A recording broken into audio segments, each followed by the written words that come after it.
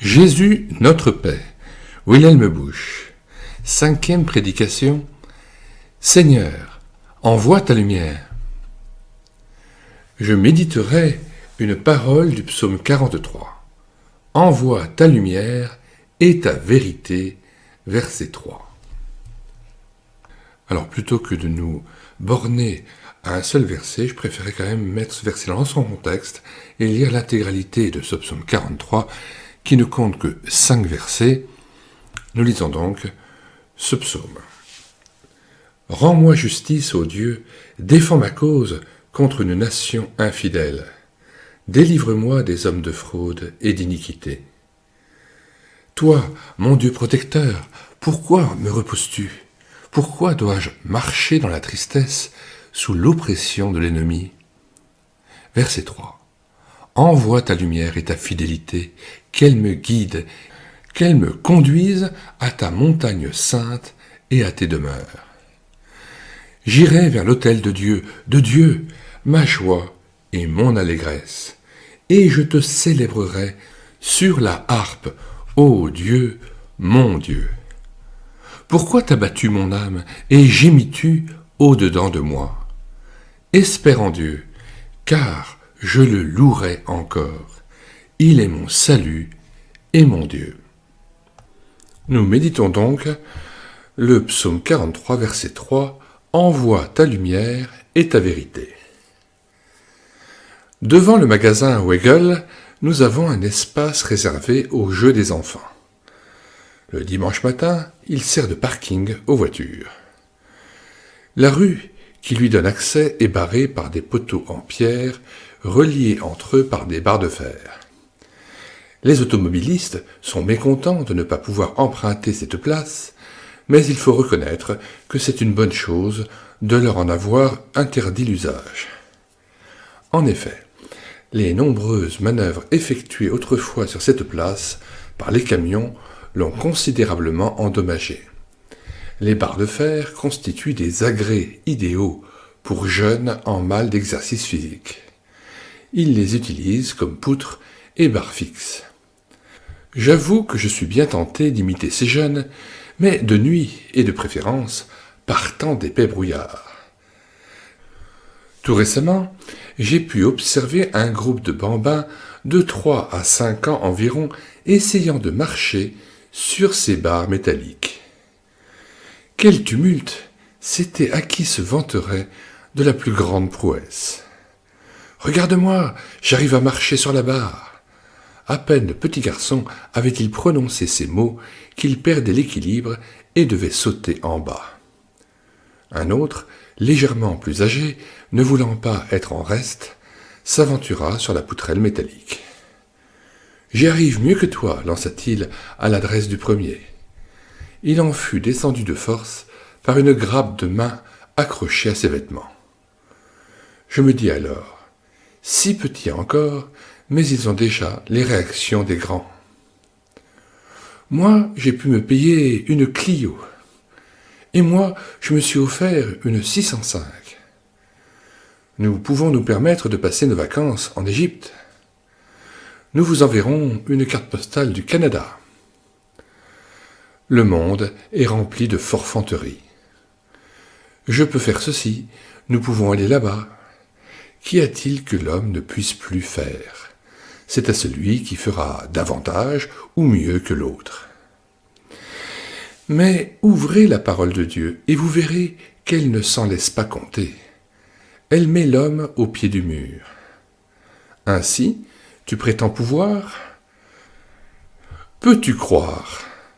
Mais d'une foi identique à celle d'Abraham, qui ne regardait pas à ce qui était visible. Peux-tu te repentir ? Le peux-tu vraiment, ô homme vaniteux ? Peux-tu te repentir, comme le fils prodigue, qui fit un demi-tour complet sur lui-même en disant « J'ai péché » et qui revint à la maison du Père ? L'Écriture nous pose de telles questions embarrassantes. Sais-tu prier ? Ce serait beaucoup plus important que de te vanter. Tel est le défi que nous lance notre texte. Pour ma part, j'aime beaucoup lire les prières contenues dans la Bible. Il y en a tant. Ouvrez les psaumes, ou le livre de Néhémie, ou celui du prophète Daniel. Et que dire de toutes les prières du Nouveau Testament? Chacune d'elles m'interpelle. Pasteur Bush, sais-tu prier? Je me fais alors tout petit et je dois confesser que je ne sais pas prier comme il faudrait. Mais combien j'aimerais apprendre à prier comme ces hommes et ces femmes du Saint-Livre. Vous n'aurez sans doute aucune peine à retenir par cœur le texte qui sert de support à notre méditation. Envoie ta lumière et ta vérité. Il s'agit là d'une prière tirée d'un psaume. Tandis que je lisais les psaumes dans une attitude de méditation et de prière, mon attention a été accrochée par ce verset. Envoie ta lumière et ta vérité. Je vais essayer de partager avec vous les réflexions bénies qu'il m'a inspirées. J'intitulerai mon message « Une prière remarquable ». 1. Une prière émouvante et profonde. Si vous lisez tout ce psaume, vous constaterez que le psalmiste répète inlassablement « Je n'en peux plus, je ne vois plus d'issue à ma situation. » C'était il y a 3000 ans, mais les choses n'ont pas changé. Car ce refrain « Je n'en peux plus, je ne vois plus d'issue à ma situation », je l'entends souvent. Il est entonné par les époux dont le mariage bat de l'aile, par des jeunes insatisfaits d'eux-mêmes et qui souffrent des limitations qu'impose leur vie. Je n'en peux plus. C'est ce que déclarent les personnes qui vivent dans des conditions difficiles, par exemple quand l'appartement qu'elles occupent est trop exigu pour une famille nombreuse, ou quand elles ne supportent plus d'avoir l'esprit constamment tourmenté. Tel est d'ailleurs le cri qui parcourt tout ce psaume, ainsi que celui qui le précède, car en réalité les psaumes 42 et 43 n'en font qu'un seul. Mes larmes sont ma nourriture jour et nuit. Je dis à Dieu, pourquoi m'as-tu oublié? Voilà comment s'exprime le psalmiste. Chaque fois que je lis le psaume 43, la même image s'impose à mon esprit. C'était à l'époque des violents bombardements. Une nuit, la sirène se met à hurler. La famille, au grand complet, car aucun d'entre nous n'avait été évacué, se précipite vers l'abri de la rue Moltke. Chacun s'y rend aussi vite qu'il peut. Mais, comme ma vision de nuit est quelque peu déficiente, je ne parviens pas à suivre le rythme imposé par les autres. Je finis donc par me retrouver tout seul au beau milieu de la rue. La nuit est d'encre, car c'est une nuit sans lune. Je ne sais plus vers où diriger mes pas, et le vrombissement des avions se fait de plus en plus fort. Le danger approche. Où aller? Je n'en sais rien. Quelle direction prendre? Où serais-je en sécurité? Je suis incapable d'avancer et de reculer. C'est ainsi que l'on peut s'égarer dans les ténèbres de ce monde. On arrive au bout du rouleau. Les problèmes sont devenus insolubles, les détresses insupportables, la culpabilité écrasante. L'homme est comme paralysé, ne sachant plus que faire ni où aller. Comme moi, en cette nuit mémorable. Telle est la situation du psalmiste. Il ne voit plus d'issue. Mais, chose merveilleuse, il reste immobile et crie au Seigneur. Seigneur, il fait bien sombre, envoie ta lumière. Seigneur, je ne distingue plus mon chemin, envoie ta vérité.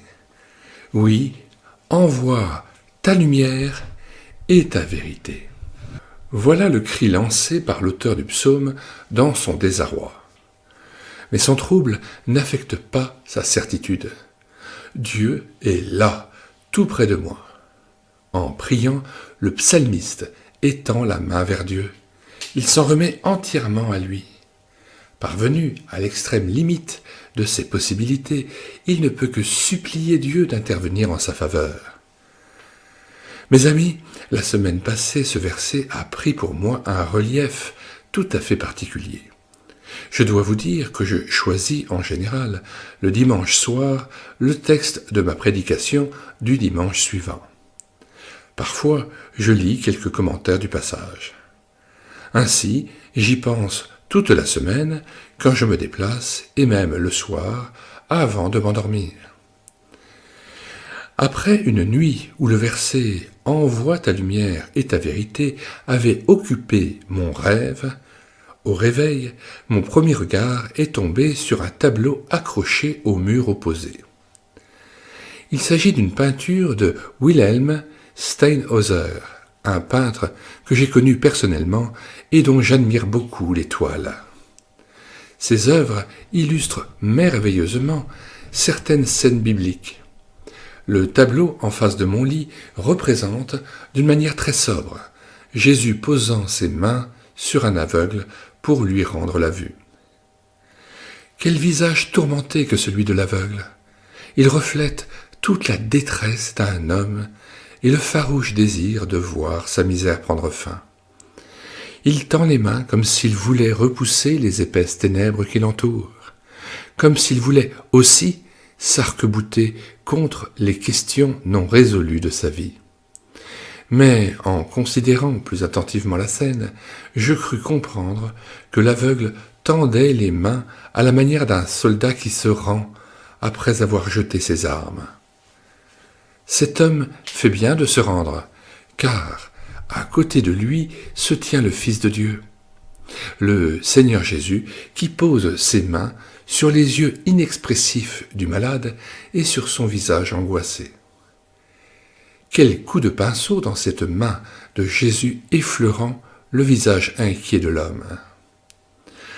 En contemplant cette scène, ce matin-là, j'eus l'impression que le malade disait « Seigneur, je suis à bout, je n'en peux plus. Envoie ta lumière et ta vérité. » Et sa prière fut exaucée. Jésus est précisément celui qui a pu dire « Je suis la lumière du monde ». Et encore, je suis la vérité et la vie. Il s'est également présenté comme celui que Dieu a envoyé. Par conséquent, il répond parfaitement à l'attente du psalmiste, comme à celle de l'aveugle. Il est lumière, il est vérité, il est l'envoyé du Père. Alors, les yeux de l'aveugle s'ouvrent et il voit Jésus seul. Il voit dans les yeux de celui qui est lumière et vérité. Mes amis, si nous faisons nôtre cette prière, elle sera aussi exaucée. Puissions-nous prier chaque fois que nous sommes dans le noir. Envoie ta lumière et ta vérité. Dieu l'entendra et y répondra. Quant à nous, ayons confiance. Tout est bien, car nous avons un merveilleux Sauveur. 2. Une prière dangereuse. Une prière peut-elle vraiment être dangereuse? Oh oui! Je voudrais mettre en garde tous ceux qui ne prennent pas la prière au sérieux contre le risque qu'ils courent en demandant à Dieu de leur envoyer la lumière et la vérité. Car si Dieu exauce et envoie sa lumière, tout devient resplendissant. S'il envoie sa vérité, nous découvrons ce qu'il en est de nous-mêmes. Rien n'est plus effrayant que de se voir à la lumière de Dieu. Il n'y a rien que l'homme naturel craigne plus que de se voir exposé à la lumière. Il préfère discuter des heures entières au sujet de la Bible plutôt que de s'exposer à sa lumière et de se découvrir tel qu'il est. Je pense au futur apôtre Paul. C'était un Israélite intègre qui ne manquait jamais de se rendre à la synagogue le jour du sabbat. Là, il a sans aucun doute chanté ce psaume. J'imagine ce jeune pharisien zélé, fougueux, respectueux de Dieu, en train de chanter et de prier « Envoie ta lumière et ta vérité ». Un jour, Dieu l'exauce. Sur le chemin de Damas, la lumière, et la vérité de Dieu enveloppent le pharisien qui ne voit rien d'autre que lui-même, mais lui tel qu'il est réellement. Il n'y avait dans sa vie passée probablement pas de péché aussi grave que ceux que nous avons commis. Pourtant, elle lui apparaît sous un jour des plus tragiques. Ma vie est un fiasco complet. J'ai fait fausse route. Il se peut certes qu'il y ait aussi de bonnes choses dans ce que j'ai accompli, mais je ne suis pas dans la bonne direction. Toutes mes échelles de valeur sont fausses. J'ai honte de mes actions. J'ai lutté contre Dieu, persécuté Jésus-Christ et mis à mort ceux qui croyaient en lui. Tout était faux, tout était mal, tout était impie. Il peut donc être dangereux de prononcer ces mots « Envoie ta lumière et ta vérité ». Mais, soit dit en passant, il n'y a pas d'autre moyen de devenir enfant de Dieu que de connaître cette illumination. Aucun pharisien n'est entré dans le ciel. Je feuilletais récemment des pages du catéchisme. Je me suis alors mieux rendu compte à quel point les hommes qui l'avaient rédigé étaient dans la lumière et dans la vérité. Dans son commentaire au 2e article, Luther n'hésite pas à parler de l'homme comme d'un être perdu et condamné. De la modération, s'il vous plaît, monsieur Luther. Perdu et condamné ? Allons, cette expression ferait même rire à un âne aujourd'hui. Vous vous imaginez en train d'interpeller un passant dans la zone piétonne pour lui dire « Savez-vous que vous êtes perdu et condamné ?» Il pensera probablement que vous vous êtes évadé d'un asile d'aliénés. Le catéchisme de Heidelberg déclare que notre nature est corrompue, article 7, que par nature, je suis enclin à haïr Dieu et mon prochain, article 5. Monsieur Tout-le-Monde dira « c'est un peu exagéré ». Celui qui affirme cela, ou qui simplement le pense, n'est jamais venu à la lumière de Dieu. Tant que l'individu n'aura pas prié « Envoie ta lumière et ta vérité », il pourra se considérer comme le meilleur des hommes.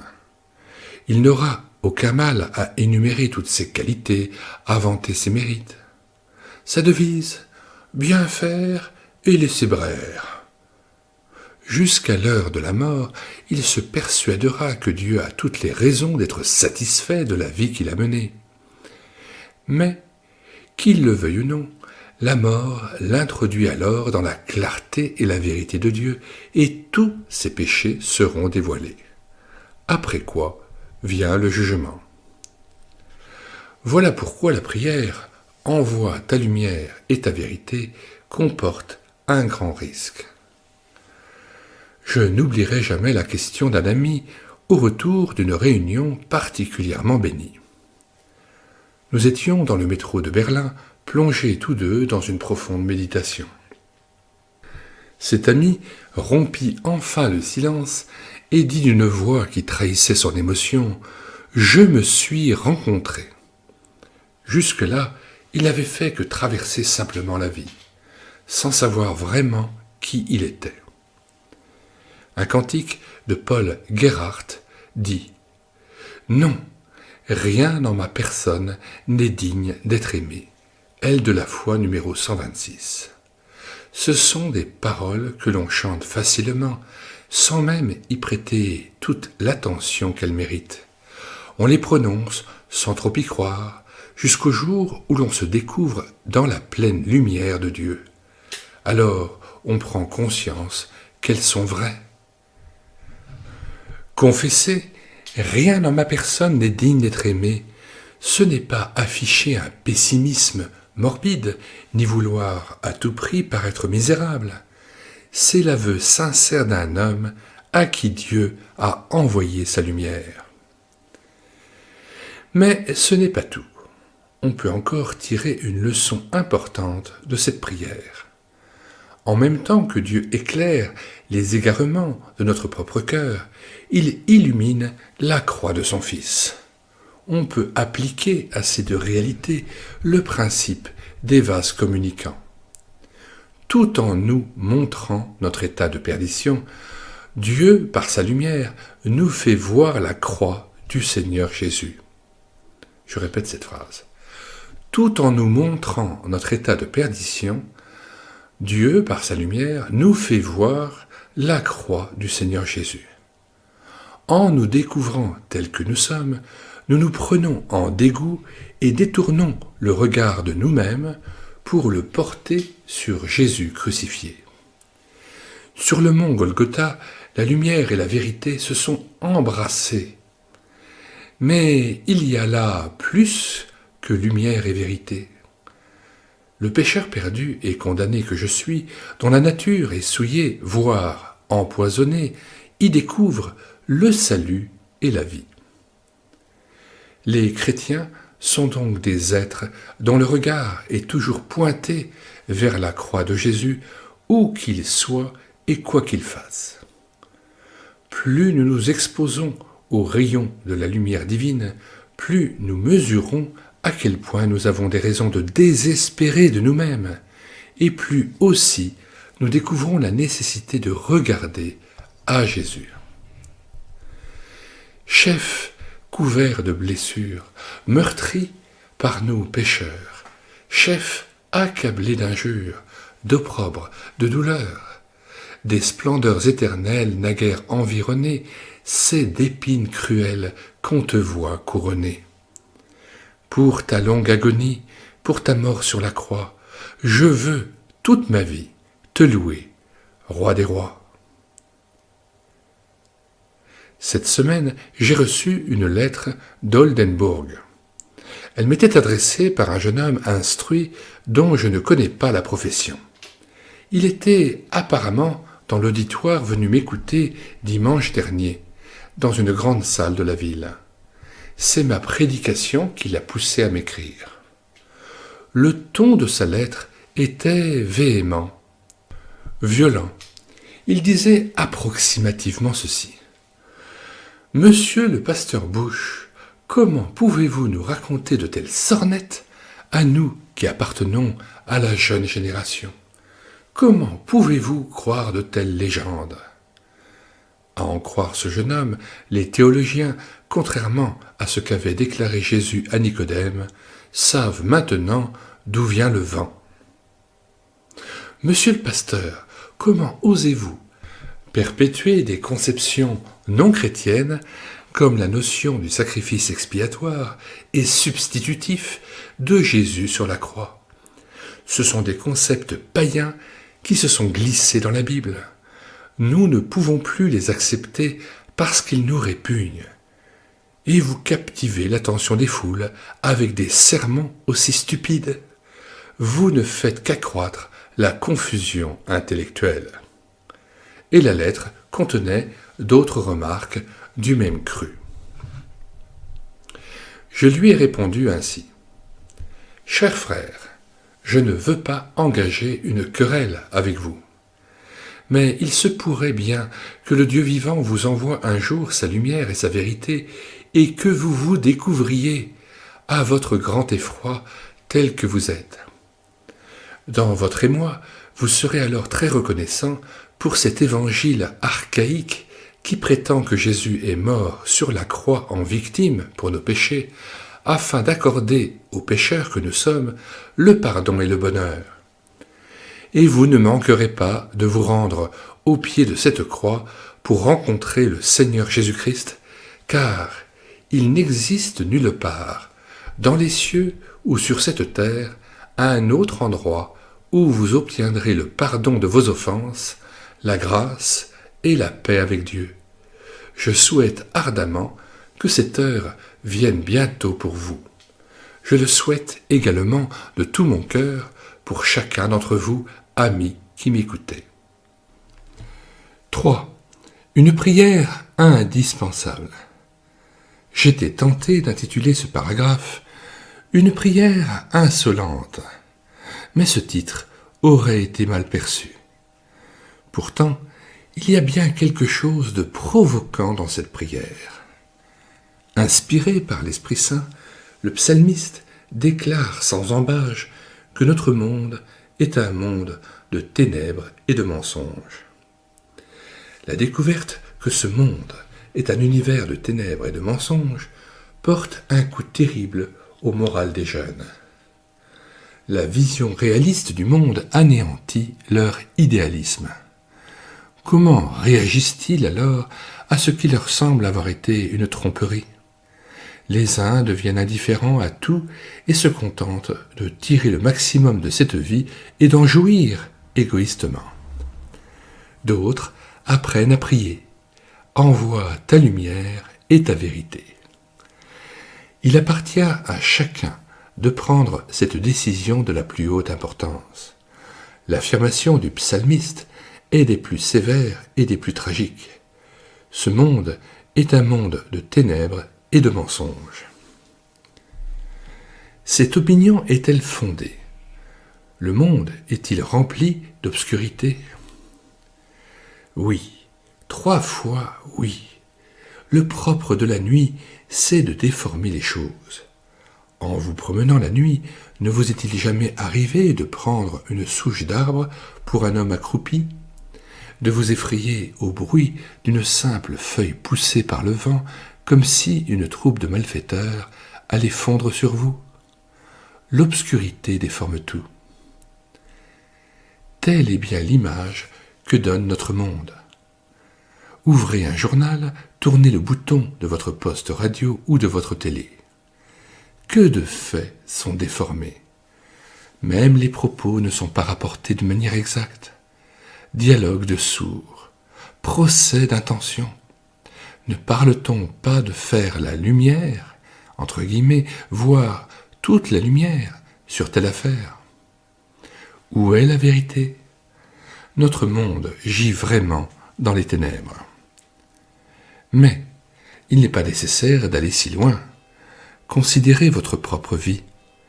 Une caractéristique de la nuit n'est-elle pas la peur ? La nuit est remplie de frayeur. Même des hommes intrépides, le jour, se muent à en être épouvantés la nuit. Les mystères de l'obscurité mettent mal à l'aise. Je parle de l'obscurité totale, celle que l'on peut rencontrer à la campagne par nuit sans lune ou par temps couvert. Cette obscurité-là, nos grandes agglomérations ne la connaissent plus à cause de l'éclairage municipal. De Judas, celui qui trahit Jésus, l'Écriture déclare qu'après avoir pris le morceau de pain, il sortit aussitôt. Il faisait nuit. Jean 13, verset 30. C'est dans cette nuit que nous vivons. Voilà pourquoi il est indispensable que nous apprenions à prier « Envoie ta lumière et ta vérité ». En d'autres termes, « Seigneur, je n'en peux plus dans les ténèbres de ce monde. Je n'en peux plus de vivre dans les frayeurs de ce monde.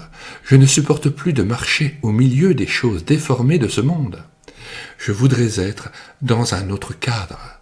Envoie ta lumière et ta vérité. » Le fait d'être chrétien me permet d'évoluer dans un contexte tout à fait différent, de vivre dans un autre monde. La Bible déclare que les chrétiens sont des enfants de lumière. Dieu leur a envoyé la lumière et la vérité. Mais le monde, lui, croupit encore dans ses ténèbres. À celui qui prie de tout son cœur, « Seigneur, envoie ta lumière et ta vérité », on serait tenté de dire « Sais-tu vraiment ce que tu demandes ?» Le monde aime l'obscurité comme les chauves-souris. Il aime également le mensonge. Et toi, veux-tu réellement venir à la clarté du jour, à la lumière, à la vérité ? Tu risques de te voir une opposition se dresser contre toi. Tu risques de te retrouver tout seul. Le psalmiste n'ignorait sans doute pas les conséquences de sa prière, mais il était prêt à les assumer, car il lui était devenu impossible de continuer à vivre dans un monde de tromperie et de mensonges, dans un monde de ténèbres. Et vous, supportez-vous encore de vivre dans un monde de ténèbres, vaguement teinté de christianisme? Ou bien avez-vous le sentiment que quelque chose doit absolument changer dans votre vie? Si tel est le cas, faites vôtre cette prière. Seigneur, envoie ta lumière et ta vérité, car j'aspire à venir à la lumière, je désire vivre dans un monde de vérité. Fin de la lecture de la 5e prédication de Wilhelm Busch intitulée « Seigneur, envoie ta lumière ».